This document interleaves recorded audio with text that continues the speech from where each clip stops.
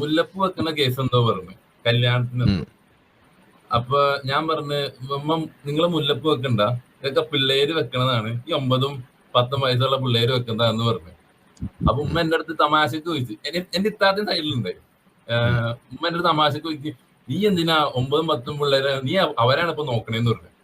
അപ്പൊ ഞാൻ പെട്ടെന്ന് സ്പോണ്ടേനിയസ് ആയിട്ട് ഞാൻ പറഞ്ഞു, 9ഉം 10ഉം പിള്ളേരെ നോക്കാൻ ഞാൻ മുത്തുനബി ഒന്നും അല്ലാന്ന് പറഞ്ഞു. അത് ഉമ്മച്ചി കേട്ടില്ല.